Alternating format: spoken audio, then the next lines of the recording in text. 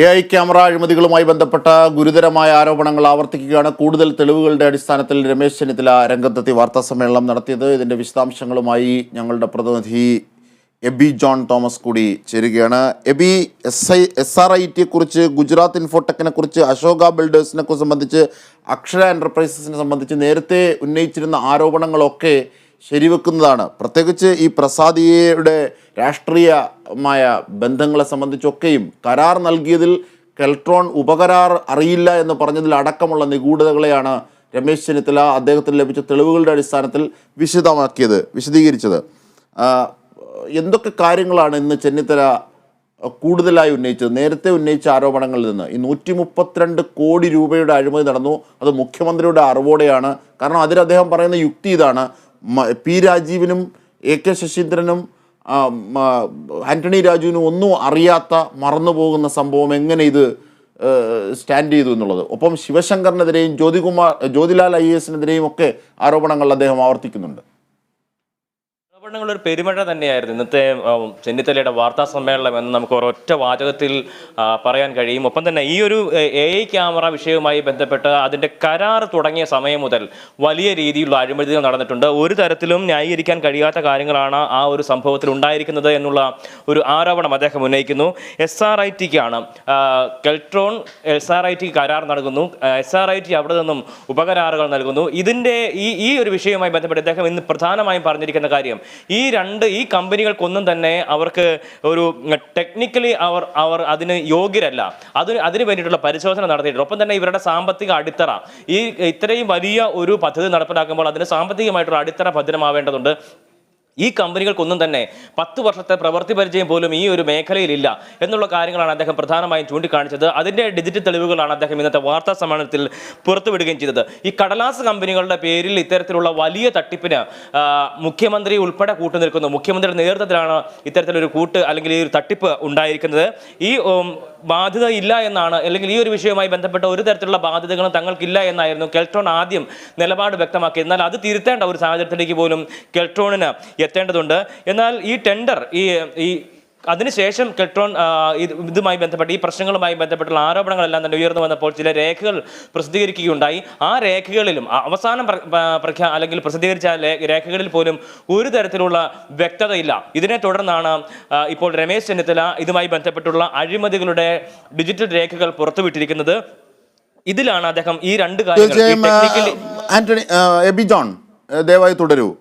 നമ്മോടൊപ്പം ഇപ്പോൾ LDF പ്രതിനിധിയായി ശ്രീ ആയൂർ ബിജു കൂടി ചേരുകയാണ്. ശ്രീ ആയൂർ ബിജു, ഇതുവരെ ഉന്നയിച്ച ആരോപണങ്ങൾ രാഷ്ട്രീയ പ്രേരിതമാണ് എന്ന് പറഞ്ഞ് തള്ളിക്കളയാവുന്ന ചില ഘട്ടങ്ങളുണ്ടായിരുന്നു. പക്ഷേ VD സതീശനും വളരെ ശക്തമായി രമേശ് ചെന്നിത്തലയും ഇന്ന് നൽകുന്ന തെളിവുകളുടെ അടിസ്ഥാനത്തിൽ കൂടി, കാരണം കഴിഞ്ഞ ദിവസം കെൽട്രോൺ നിഷേധിച്ചിരുന്ന കാര്യങ്ങൾ അവരുടെ തന്നെ പബ്ലിക് ഡൊമൈനിലുള്ളതാണ് പ്രസിദ്ധപ്പെടുത്തിയത്, എങ്കിൽ പോലും അവരുടെ തന്നെ രേഖകൾ പ്രകാരം ഇതിൽ രമേശ് ചെന്നിത്തല പറഞ്ഞത് ശരിവെക്കുന്നു ഇത്യാദി ആരോപണങ്ങളാണ് ഉന്നയിക്കുന്നത്. അതായത് LDF വിയർക്കും, മുഖ്യമന്ത്രിക്ക് നേരെ കൂടുതൽ ഷാർപ്പായ ആരോപണം പ്രതിപക്ഷ നേതാവിന്റെ, മുൻ പ്രതിപക്ഷ നേതാവിന്റെ. അല്ല, പ്രതിപക്ഷ നേതാവിനെ സംബന്ധിച്ച് ഇപ്പോൾ രമേശ് ചെന്നിത്തലയാണ് പ്രതിപക്ഷ നേതാവല്ല, എന്റെ സ്ലിപ്പ് ഓഫ് ടങ് ആണ്. പ്രതിപക്ഷ നേതാവായാലും രമേശ് ചെന്നിത്തല ആയാലും ഇപ്പോൾ ഇത്തരത്തിൽ മാധ്യമങ്ങൾക്ക് മുന്നിൽ വരുന്നത് ഒരു തെരഞ്ഞെടുപ്പിനെ മുന്നിൽ കണ്ടുകൊണ്ടാണ്. ഒരു തെരഞ്ഞെടുപ്പ് വരാൻ പോകുന്നത് കൊണ്ട് സംസ്ഥാന ഗവൺമെന്റിനെ ഇല്ലാത്ത അഴിമതിയുടെ പേരിൽ അല്ലെങ്കിൽ ഇല്ലാത്ത കാര്യങ്ങളുടെ പേരിൽ ആരോപണം ഉന്നയിച്ച് പൊതുജനങ്ങളുടെ മുന്നിൽ അവകാശനാക്കുക എന്നുള്ള ഒരു ഒറ്റ ഉദ്ദേശം മാത്രമേ ഈ രണ്ടുപേർക്കും കോൺഗ്രസിനുമുള്ളൂ. ഒപ്പം മറ്റ് പ്രതിപക്ഷ പാർട്ടികൾക്കും BJP-ക്കും. ഞങ്ങളെ സംബന്ധിച്ച് സംസ്ഥാനത്തെ ജനങ്ങളുടെ ജീവനും സ്വത്തിനും സംരക്ഷണം കൊടുക്കുക, സുരക്ഷ കൊടുക്കുക എന്നുള്ളൊരു നല്ല ബിജു, ഇതൊക്കെ വലിയ വാചകത്തിൽ നമുക്ക് പറയാവുന്ന കാര്യങ്ങളാണ്. രമേശ് ചെന്നിത്തല സ്റ്റാൻഡ് ചെയ്യുന്ന, മുമ്പോട്ട് വെക്കുന്ന, ഫോർവേഡ് ചെയ്യുന്ന കാര്യങ്ങളെ സംബന്ധിച്ച് പറയൂ. നോക്കൂ, 9 രേഖകൾ ഈ കെൽട്രോൺ നിഷേധിച്ചിരുന്ന കാര്യങ്ങളാണ്. പബ്ലിക് ഡൊമൈനിൽ തന്നെയുള്ള രേഖകളാണ് വലിയ കാര്യം പോലെ പ്രസിദ്ധപ്പെടുത്തുന്നത് കെൽട്രോൺ. ഈ 9 രേഖകൾ പ്രകാരവും താൻ പറഞ്ഞ കാര്യങ്ങൾ സബ്സ്റ്റാൻഷിയേറ്റ് ചെയ്യുന്നു, നിലനിൽക്കുന്നു. ഇതൊക്കെ അദ്ദേഹം സൂചിപ്പിക്കുന്ന കാര്യങ്ങളാണ്. പിന്നീട് ഈ ഉപകരാർ നൽകിയതിനെ സംബന്ധിച്ച് നേരത്തെ അറിയില്ല എന്നായിരുന്നു കെൽട്രോൺ പറഞ്ഞിരുന്നത്, അല്ലെങ്കിൽ കെൽട്രോണിന് അറിവില്ല. പിന്നീട് അത് കെൽട്രോൺ സമ്മതിക്കേണ്ടി വന്നു. പിന്നെ ഈ പ്രസാദിയുടെ കാര്യം, ട്രയോസിൻ്റെ കാര്യം, ഇവർക്കൊക്കെ ഈ അക്ഷരയ്ക്കും അശോകിനും ഗുജറാത്ത് ഇൻഫോടെക് ഒഴികെ SRITക്കും ഒക്കെ എങ്ങനെയാണ് പേപ്പർ കടലാസ് അല്ലെങ്കിൽ ഒരു പാരമ്പര്യവുമില്ലാത്ത ഡിജിറ്റൽ പാരമ്പര്യമില്ലാത്ത കമ്പനികൾക്ക് എങ്ങനെയാണ് ഈ ടെക്നിക്കൽ ഇവാലുവേഷനിൽ ക്വാളിഫിക്കേഷൻ നൽകുന്നത്? ഇത്യാദി കാര്യങ്ങളാണ് ചോദിക്കുന്നത്. അപ്പോൾ നിങ്ങൾ ജനനന്മയ്ക്കാണ് എന്ന് പറഞ്ഞുകൊണ്ട് കാര്യമുണ്ടോ? കാര്യങ്ങളെ യുക്തിഭദ്രമായി നേരിടൂ. ഒരു ചോദ്യം ചോദിച്ചോട്ടെ. പറയൂ. ഒരു എയറോപ്ലെയിൻ ഉണ്ടാക്കുന്ന ഒരു കമ്പനി, അതിന്റെ മുഴുവൻ ഉപകരണങ്ങളും ആ കമ്പനി തന്നെയല്ല ഉണ്ടാക്കുന്നത്. അവർക്ക് ഒരു ടെൻഡർ കിട്ടിയാൽ, ഒരു കോൺട്രാക്ട് കിട്ടിയാൽ, അതുമായി ബന്ധപ്പെട്ട് പല സ്ഥലങ്ങളിൽ നിന്ന് പല എന്തുകൊണ്ടാണ് കെൽട്രോൺ ഈ 4 കമ്പനികൾക്ക് ഉപകരാർ നൽകിയത്? അല്ലെങ്കിൽ കെൽട്രോൺ എങ്ങനെ അറിയാതെ പോയി ഈ ഉപകരാറിനെ സംബന്ധിച്ച്? എന്തുകൊണ്ട് കെൽട്രോൺ ആദ്യം ഈ ഉപകരാറിനെ സംബന്ധിച്ച് പറയുന്നില്ല? രമേശ് ചെന്നിത്തലയും VD സതീശനും ഒക്കെ ഈ ആരോപണങ്ങൾ ഉന്നയിച്ചതിന് ശേഷമാണല്ലോ ഈ ഉപകരാറിനെ സംബന്ധിച്ച് പറയുന്നത്. ഇനി ഉപകരാർ നൽകും, ശരിയാണ്, അങ്ങനെ ഒരു കീഴ്വഴക്കമുണ്ട്. അങ്ങനെ ഉപകരാർ നൽകുമ്പോൾ അതിന് പറ്റിയ രീതിയിലുള്ള ക്വാളിഫിക്കേഷൻ വേണ്ടേ, എലിജിബിലിറ്റി വേണ്ടേ? ടെക്നിക്കലിയും ഡിജിറ്റലിയും 10 വർഷത്തിൽ കൂടുതൽ പാരമ്പര്യമില്ലാത്തവർക്ക് എങ്ങനെയാണ് ഈ ഇവാലുവേഷനിൽ അംഗീകാരം നൽകുന്നത്? ഇത്യാദി ചോദ്യങ്ങളാണ് അവർ ഉന്നയിക്കുന്നത്. അതിനൊരു മറുപടി പറയണം. ഉദാഹരണം, രമേശ് ചെന്നിത്തല പറഞ്ഞൊരു കാര്യം വളരെ ശരിയാണ്. കാരണം P രാജീവിന് ഈ വിഷയത്തെ സംബന്ധിച്ച് അറിയില്ല, ശശീന്ദ്രന് മറന്നു പോകുന്നു, ആന്റണി രാജുവിന് അറിയില്ല. കെൽട്രോൺ ആദ്യം പറയുന്നതല്ല പിന്നെ പറയുന്നത്. ഇതിലൊക്കെ നിഗൂഢത, പുകമറ സൃഷ്ടിക്കുന്നു എന്നല്ലാതെ മുഖ്യമന്ത്രി ഈ വിഷയത്തെ സംബന്ധിച്ചൊരു നിലപാട് അറിയിക്കുന്നില്ല. ഇത്യാദി കാര്യങ്ങളൊക്കെ ഉണ്ട്. ശ്രീ ആയൂർ ബിജു, ഞാൻ നേരത്തെ പറഞ്ഞില്ലേ, കെൽട്രോണിനാണ് ഗവൺമെന്റ് കോൺട്രാക്ട് കൊടുക്കുന്നത്. കെൽട്രോൺ SIRTക്ക് കൊടുക്കുന്നു. അത് കഴിഞ്ഞ് അവരാണ് ഉപകമ്പനികൾക്ക് കൊടുക്കുന്നത്. സ്വാഭാവികമായിട്ടും ഒരു കോൺട്രാക്ട് എടുക്കുന്നവർ ഇങ്ങനെ തന്നെയാണ് ചെയ്യുന്നത്. അവർക്ക് സാങ്കേതിക വിജ്ഞാനം ഇല്ല എന്ന് നമുക്ക് എങ്ങനെ പറയാനായിട്ട് സാധിക്കും? ഓരോ കാര്യത്തിനും അവർക്ക് ചെയ്യാൻ പറ്റുമെന്ന് തോന്നുന്നത് കൊണ്ടാണ് ഈ കോൺട്രാക്ടുകൾ അവരെടുക്കുന്നത്. അതിന് നിങ്ങൾ നിഷേധിച്ചിട്ട് കാര്യമില്ല. ക്യാമറ നമുക്ക് മാർക്കറ്റിൽ കിട്ടുന്ന ഏറ്റവും നല്ല ക്യാമറ വാങ്ങി വെക്കാനുള്ള കോൺട്രാക്റ്റാണ് അവരെടുക്കുന്നത്. ഇവിടെ എന്തിനാണ് ഇത്തരത്തിൽ ഈ വിഷയത്തിൽ പുകമറ സൃഷ്ടിക്കുന്നത്? രമേശ് ചെന്നിത്തലയ്ക്ക് ഇപ്പോൾ അവരുടെ കോൺഗ്രസ് ഉണ്ടായിരിക്കുന്ന പ്രശ്നങ്ങളെ ഇല്ലാതാക്കുവാൻ എന്റെ ആയൂർ ബിജു, പുകമറ സൃഷ്ടിക്കുന്നത് ആരാണ്? ആരോപണം ഉന്നയിച്ചത് UDFന്റെ ഉത്തരവാദിത്തപ്പെട്ട നേതാക്കന്മാരാണ്. അദ്ദേഹം പറയുന്നു സ്പ്രിംഗ്ലർ അല്ല, രമേശ് ചെന്നിത്തല പറഞ്ഞു സ്പ്രിംഗ്ലർ അഴിമതിയുമായി ബന്ധപ്പെട്ട്, പമ്പ മണൽക്കടത്തുമായി ബന്ധപ്പെട്ട്, പിന്നീട് എന്താണ് ബ്രൂവറിയുമായി ബന്ധപ്പെട്ട്, ഇങ്ങനെ നിരവധി അഴിമതി ആരോപണങ്ങളെ സംബന്ധിച്ച് ഉന്നയിക്കുമ്പോൾ വ്യക്തമായ തെളിവിന്റെ അടിസ്ഥാനത്തിലാണ് താൻ ഉന്നയിച്ചത്. ഇതും അത്തരത്തിലൊരു തെളിവിന്റെ അടിസ്ഥാനത്തിലാണ്. പ്രാഥമികമായി ഈ കാര്യങ്ങളെ സംബന്ധിച്ച് സ്റ്റാൻഡ് ചെയ്യുന്ന പല തെളിവുകളുമുണ്ട്.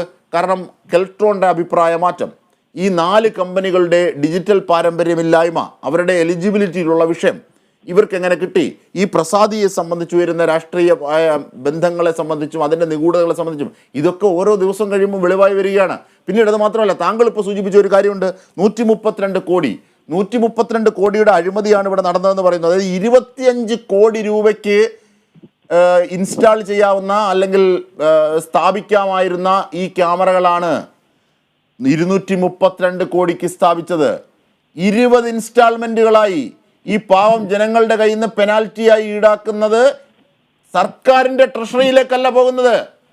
ഈ 20 ഇൻസ്റ്റാൾമെന്റും പോകുന്നത് ഇത്തരത്തിലുള്ള കമ്പനികൾക്കാണ്. ഈ ഉപകരാറൊക്കെ എടുത്ത കമ്പനികൾ, അദ്ദേഹം പറഞ്ഞു, അവർ പള്ള വീർപ്പിക്കുകയാണെന്ന്. അദ്ദേഹത്തിൻ്റെ രോഷം. എങ്ങനെ ഇതിനെ നേരിടണമെങ്കിൽ നിങ്ങൾ യുക്തിഭദ്രമായി ഈ കാര്യങ്ങളെ വിശദീകരിക്കണം. വാർത്താ സമ്മേളനം നടത്തി. എന്തേ ആയൂർ ബിജു? അല്ല, ഈ പദ്ധതി 72 ലക്ഷം രൂപയ്ക്ക് അല്ലെങ്കിൽ 25 ലക്ഷം രൂപയ്ക്ക് തീരുമെന്ന് ഏത് ഏജൻസിയുടെ കണക്കാണ് രമേശ് ചെന്നിത്തലയുടെ കയ്യിലുള്ളത്? എന്ത് പഠനത്തിന്റെ വെളിച്ചത്തിലാണ് അദ്ദേഹം പറയുന്നത്? ആധികാരികമായ ഒരു രേഖയുമില്ലാതെ അദ്ദേഹം ബെഡായി കേരളത്തിലെ ജനങ്ങളെ തെറ്റിദ്ധരിപ്പിക്കുവാൻ വേണ്ടി ഈ ഒരു ക്യാമറ മാത്രമല്ല, അതുമായി ബന്ധപ്പെട്ട മുഴുവൻ സംവിധാനങ്ങളുടെയും റേറ്റാണ് ചെയ്തു വരുമ്പോൾ വരുന്ന ടെൻഡർ കൊടുത്തേക്കുന്ന 233 കോടി. അപ്പോൾ അതിനെ ഒരു ക്യാമറയുടെ എണ്ണം കൊണ്ട് ഭാവിച്ചിട്ട് ഒരു ക്യാമറ ഇത്ര രൂപയ്ക്ക് ലഭ്യമാകും എന്ന് പറയുന്ന എന്ത് മൗഢ്യമാണ് ഇത്? കേൾക്കുന്ന കോൺഗ്രസ്സുകാരല്ലാത്ത വേറെ ആരെങ്കിലും ഇത് വിശ്വസിക്കുമോ? സത്യസന്ധമായി താങ്കൾ തന്നെ ഒന്ന് വിലയിരുത്തി നോക്കൂ. നമ്മുടെ സംസ്ഥാനത്ത് ആകമാനം ഈ അല്ല ഞാൻ വിലയിരുത്തിയപ്പോൾ എനിക്ക് ഉയർന്ന സംശയമാണ്. എനിക്ക് ഈ വിഷയത്തിലൊന്നുമില്ല. പക്ഷേ എനിക്ക് താങ്കൾ ഇപ്പോൾ ഉന്നയിച്ച കാര്യം, അതായത് രമേശ് ചെന്നിത്തല ഉന്നയിച്ചത്, നേരത്തെ പറഞ്ഞിരുന്നത്, വി ഡി സതീശൻ സൂചിപ്പിച്ചത് ഇത്യാദി കാര്യങ്ങളെ സംബന്ധിച്ചുള്ള ഉയർന്ന സംശയങ്ങളാണ് ഞാൻ ആയൂർ ബിജുവിന്റെ മുമ്പിൽ നിരത്തിയത്. കാരണം ഈ 4 കമ്പനികൾക്ക് എങ്ങനെയാണ് 2017 ശേഷം രജിസ്റ്റർ ചെയ്ത അക്ഷരയ്ക്ക് എങ്ങനെയാണ് ഇതിനകത്ത് ടെക്നിക്കൽ ഇവാലുവേഷനിൽ എലിജിബിൾ ആവുന്നത്, യോഗ്യത ഉണ്ടാവുന്നത്? ഇങ്ങനെ ചോദ്യങ്ങളുണ്ട്. കെൽട്രോൺ ആദ്യം പറഞ്ഞിരുന്നത് ഉപകരാറിനെ സംബന്ധിച്ച് അറിയില്ലെന്നല്ലേ. ഇപ്പോൾ ഉപകരാറിനെ സംബന്ധിച്ചുള്ള രേഖകൾ തന്നെ കെൽട്രോൺ സമ്മതിക്കുന്നു. അപ്പോൾ ഇതിനകത്തൊരു ഒരു സുതാര്യത കുറവ് ഫീൽ ചെയ്യുന്നു. അതാണ് ഞാൻ ചോദിച്ചത്. ഞാനൊരു കാര്യം ചോദിക്കട്ടെ. ഒരു ഉപകരാർ കൊടുക്കുമ്പോൾ ആ ഉപകരാർ എടുക്കുന്ന കമ്പനി അതിനാവശ്യമായ എല്ലാ ഇൻഫ്രാസ്ട്രക്ചറും ഉണ്ടാക്കി വെച്ചിട്ടുണ്ടാകും. ഇല്ലെങ്കിൽ എന്ത് ധൈര്യത്തിൽ ഞാനും താങ്കളും രമേശ് ചെന്നിത്തലയും എടുത്തില്ലല്ലോ ഈ കരാർ? എന്തുകൊണ്ട് എടുക്കാൻ പോയില്ല? ഇപ്പൊ നമ്മൾ എടുക്കാൻ പോകാഞ്ഞത് എന്തുകൊണ്ടാണ്?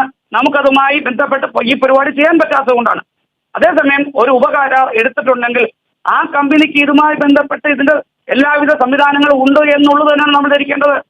ഇത് ഞാൻ ചോദിക്കട്ടെ, ഈ ക്യാമറ സ്ഥാപിച്ചു കഴിഞ്ഞു, നിങ്ങൾ അത് എന്തുകൊണ്ട് കാണുന്നില്ല? കൃത്യമായി ഇത് മെഷർ ചെയ്ത് കഴിഞ്ഞു. ക്യാമറ വഴി പടങ്ങൾ, വാഹനങ്ങളുടെ ഈ ആർട്ടിഫിഷ്യൽ ഇന്റലിജൻസ് ഉൾപ്പെടുന്ന ക്യാമറയ്ക്ക് വേണ്ടത് ഈ 25 അല്ലെങ്കിൽ പോകട്ടെ ഒരു 30 കോടി അതിനുള്ളിൽ നിന്നേനെ. പക്ഷെ ഈ 132 കോടി രൂപ അധികം എങ്ങനെ വന്നു? ഇതാണ് ചോദ്യം.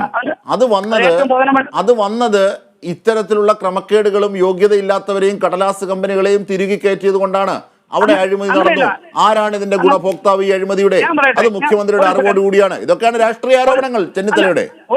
ഒരു സെക്കൻഡ് കേൾക്കൂ. നമ്മൾ 232 കോടി രൂപയ്ക്ക് ഈ ടെൻഡർ കൊടുത്തിരിക്കുന്നത് കെൽട്രോണിനാണ്. സർക്കാരിന്റെ ട്രഷറിയിൽ നിന്ന് പൈസ പോകുന്നത് കെൽട്രോണിന്റെ അക്കൗണ്ടിൽ നിന്നാണ്, നോട്ട് ക്യാഷ് ആയിട്ടല്ല.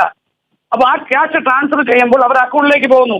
ആ അക്കൗണ്ടിൽ നിന്നാണ് സബ് എടുത്തിരിക്കുന്ന കോൺട്രാക്ടേഴ്സിന് പണം കൊടുക്കുന്നത്. അപ്പോൾ സർക്കാരിന്റെ ഒരു പണവും അവിടെ നഷ്ടപ്പെടുന്നില്ല. ഇവിടുന്ന് സബ് കൊടുക്കുന്ന ആളിന് 232 കോടി രൂപയ്ക്ക് എടുത്തു. 100 കോടിക്ക് സബ് കൊടുത്തെങ്കിൽ 132 കോടി രൂപ ഗവൺമെന്റിന്റെ തന്നെ കീഴിലുള്ള പൊതുമേഖലാ സ്ഥാപനമായ കെൽട്രോണിൽ ലാഭമായി നിലനിൽക്കും. ആ പൈസ ഒരു വ്യക്തികളുടെ കയ്യിൽ പോകുന്നില്ല. പിന്നെ ഇവിടെ എന്ത് അഴിമതിയാണ് ഇവർക്ക് പറയാനുള്ളത്?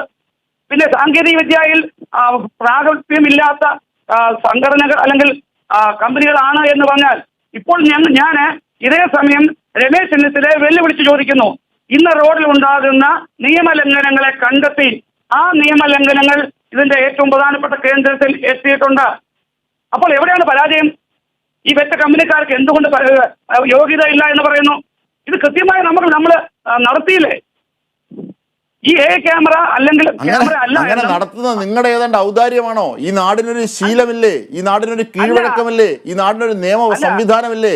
ഇതിലൊന്നും പെടാതെ നിങ്ങളുടേതായ രീതി നടത്തുന്ന ചെന്നിത്തല ചോദിച്ചതിലെ കാര്യങ്ങൾ, ഈ പ്രസാദിക്കും ട്രയോസിനും അക്ഷരയ്ക്കും അശോകയ്ക്കും SRITക്കും ഗുജറാത്ത് ഇൻഫോടെക്കിന് അദ്ദേഹം ഒഴിവാക്കി അദ്ദേഹത്തിൻ്റെ ആരോപണങ്ങൾ. എനിക്കങ്ങനെയാണ് തോന്നിയത്. ഇവർക്കൊക്കെ എങ്ങനെയാണ് ഈ ഡിജിറ്റൽ പാരമ്പര്യം ഉണ്ടാകുന്നത്? ഇവർക്കൊക്കെ എങ്ങനെയാണ് ഈ ഉപകരാർ എടുക്കാനുള്ള യോഗ്യത ഉണ്ടാകുന്നത്? കെൽട്രോൺ എന്തിനാണ് ആദ്യം പറഞ്ഞതിൽ നിന്ന് വ്യത്യസ്തമായ നിലപാടുകൾ പിന്നീട് പറയുന്നത്? ഞാൻ ചോദിച്ച കാര്യം, ഞാൻ പറഞ്ഞ കാര്യം താങ്കൾക്ക് മനസ്സിലായോ എന്ന് ചോദിച്ചാണ്. ഞാൻ പറഞ്ഞതാണ്, നമ്മൾ നടപടികൾ ആരംഭിക്കുന്നത്. ഇത് നമ്മൾ ഏകദേശം 3-4 മാസത്തിന് മുമ്പേ നമ്മളെല്ലാം ചെയ്ത് തീർത്തു. നമ്മൾ ട്രയൽ എടുത്തു. അതിന്റെ വെളിച്ചത്തിൽ നമ്മൾ ഗവൺമെന്റ് ശ്രീ ആയൂർ ബിജു മുൻ ആഭ്യന്തരമന്ത്രിയും ഒക്കെ ആയിരുന്ന കോൺഗ്രസിന്റെ പ്രമുഖ നേതാവ് തിരുവഞ്ചൂർ രാധാകൃഷ്ണൻ കൂടി നമ്മോടൊപ്പം ചേരുകയാണ്. ശ്രീ തിരുവഞ്ചൂർ രാധാകൃഷ്ണൻ, നേരത്തെ നമുക്കറിയാം ചെന്നിത്തലയുടെ കാര്യത്തിലായാലും വി ഡി സതീശന്റെ കാര്യത്തിലായാലും അവർ ഉന്നയിക്കുന്ന ആരോപണങ്ങളിൽ തെളിവുകൾ നിരത്താറുണ്ട്. കാരണം സ്പ്രിംഗ്ലറിന്റെ, ബ്രൂവറിയുടെ, പമ്പ മണൽക്കടത്തിന്റെ ഒക്കെ. പക്ഷേ ഈ വിഷയത്തിൽ മാത്രം ഉള്ള ആരോപണങ്ങളെ സംബന്ധിച്ച് വ്യക്തതയില്ല എന്നാണ് LDFന്റെ ഭാഗത്തു നിന്നുള്ള ആരോപണം. തിരുവഞ്ചൂർ, വ്യക്തതയില്ലെന്ന് വരികിൽ എന്താ വ്യക്തത എന്നുള്ളത് അവര് പറയണ്ടേ? ഇതിപ്പോ ഗവൺമെന്റിന്റെ കയ്യിലിരിക്കുന്ന റെക്കോർഡ്സ് ആണ്. ഗവൺമെന്റാണ് ഇതെല്ലാം പരിശോധിച്ചത്. ഗവൺമെന്റാണ് ഈ ടെൻഡറിന്റെ ഇനീഷ്യേറ്റീവ് എടുത്തത്. കെൽട്രോൺ വഴിയാണ് നടത്തിയത്. സ്വകാര്യ ഏജൻസികളിലേക്കാണ് ഇത് ചെന്നപ്പെട്ടത്. ഇടനിലക്കാരൊക്കെ ഉണ്ട് എന്നുള്ളതാണ് പ്രമുഖമായ ആക്ഷേപം. ഗവൺമെന്റ് ഇതിനേക്കാൾ വ്യത്യസ്തമായ അഭിപ്രായം ഉണ്ടെങ്കിൽ ഗവൺമെന്റ് ആ കാര്യങ്ങൾ പറയണ്ടേ? ഗവൺമെന്റ് ഇപ്പോഴും പറയുന്നില്ല. ഞങ്ങൾ തൊട്ടിട്ടില്ല, തൊടില്ല എന്നൊരു മതിൽ യഥാർത്ഥത്തിൽ പ്രശ്നങ്ങളിലേക്ക് പോകാതെ അതിന്റെ പെരിഫറലിൽ നിന്നുകൊണ്ട് ഗവൺമെന്റ് വർത്തമാനം പറയാണ്. അതല്ലാതെ ഗവൺമെന്റ് പറയട്ടെ, അതല്ല എന്ന് വരികിൽ പിന്നെ എന്താ ചെയ്യേണ്ടത്? ഇതിനകത്ത് ഗവൺമെന്റ് നീതിപൂർവമാണ് ചെയ്തത് എന്ന് പരിപൂർണ ബോധ്യം ഉണ്ടെങ്കിൽ ജുഡീഷ്യൽ അന്വേഷണത്തിന് വിടട്ടെ, ഒരു ജുഡീഷ്യൽ സ്ക്രൂട്ടനി നടക്കട്ടെ, നിഷ്പക്ഷമായിട്ട് കാര്യങ്ങൾ പുറത്തു വരുമല്ലോ. അങ്ങനെ വന്നു കഴിയുമ്പോൾ സ്വാഭാവികമായിട്ടും ഗവൺമെന്റിന് പറയാമല്ലോ. അപ്പോ ഗവൺമെന്റ് ആ കാര്യത്തിനകത്ത് ഒന്നും ചെയ്യുന്നില്ല, ഗവൺമെന്റ് പറയുന്നില്ല.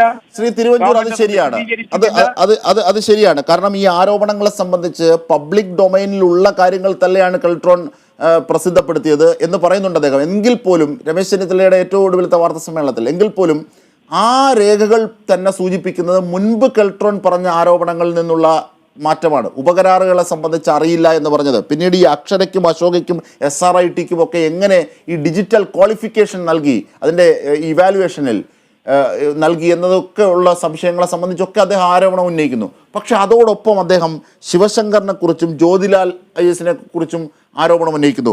മുൻ ചീഫ് ജസ്റ്റിസ് മണികുമാറിനെ സംബന്ധിച്ച് ആരോപണം ഉന്നയിക്കുന്നു. ശ്രീ തിരുവഞ്ചൂർ, അപ്പോൾ അതൊക്കെ ഒരു രാഷ്ട്രീയ പ്രേരിതമായ സ്വഭാവം എന്നത് സൂചിപ്പിക്കുന്നതല്ലേ?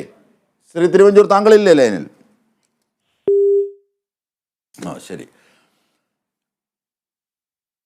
എന്തായിരുന്നാലും AI ക്യാമറകളെ സംബന്ധിച്ച് ഉള്ള ആരോപണങ്ങൾ, UDFന്റെ ആരോപണങ്ങൾ കൂടുതൽ തെളിവുകളോടുകൂടി രംഗത്ത് വരികയാണ്. ഇപ്പോൾ തിരുവഞ്ചൂർ രാധാകൃഷ്ണൻ നമ്മളോട് പറഞ്ഞത് അതാണ്.